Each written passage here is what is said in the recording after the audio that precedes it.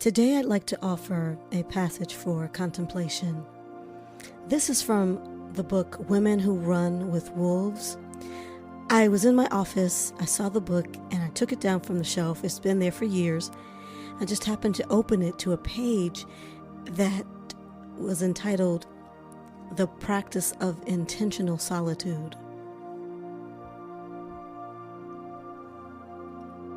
It reads, "In order to converse with the wild feminine, a woman must temporarily leave the world and inhabit a state of aloneness in the oldest sense of the word. Long ago, the word alone was treated as two words, all one. To be all one meant to be wholly one, to be in oneness, either essentially or temporarily. That is precisely the goal of solitude, to be all one. It is the cure for the frazzled state so common to modern women. Solitude is not an absence of energy or action, as some believe, but it is rather a boon of wild provisions, transmitted to us from the soul. In ancient times, purposeful solitude was both palliative and preventative, meaning it was used to help heal fatigue and to prevent weariness.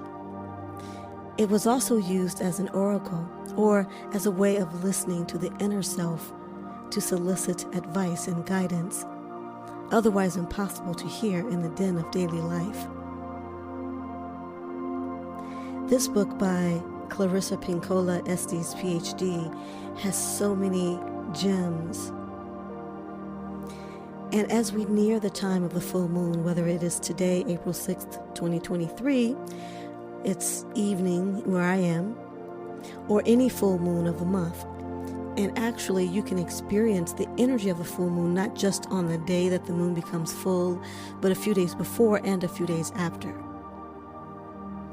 This is a time to check in with all of the parts of yourself: family, mate, children, mother, father, ancestors, sexuality, spiritual life, work, habits, creative life, spirit guides, and all the places you inhabit in your body and mind. What's happening in all of those places? What parts of yourself have you sent off to those aspects of your life that you might need to bring in for 30 minutes of solitude?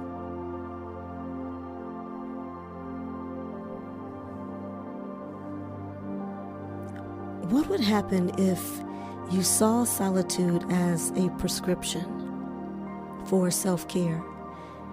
What would happen if you saw solitude as a medicine?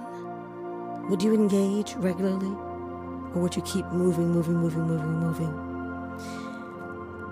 Consider that solitude may actually be a gift to your family. You may feel that your family needs you so much, and that if you were to take some time for yourself or go away, that they wouldn't know what to do without you. And it might be true or partially true.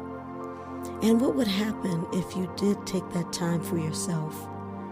You might actually have even more to give, or be able to give more freely, more smoothly, and without anxiety, stress, and have time for yourself as well. And for those of us who don't have children, are you taking time to connect with yourself, to have intentional solitude? It's not enough to just be in the house alone. It's also important to make a specific time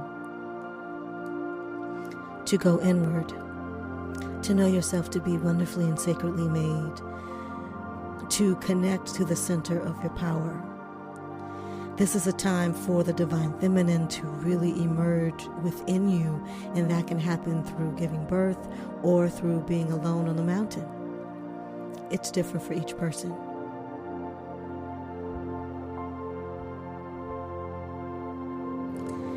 So during this time of the full moon, take time to reconnect with all parts of yourself. Bring every part of yourself back together and know yourself to be standing in the center of your power.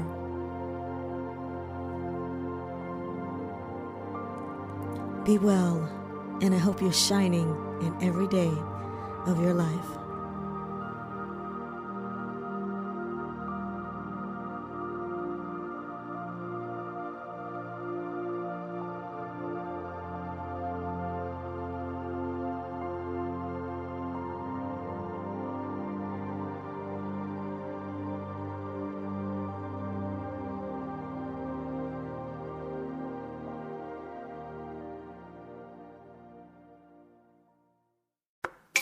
Thank you so much for joining me for In the Center of Her Power podcast.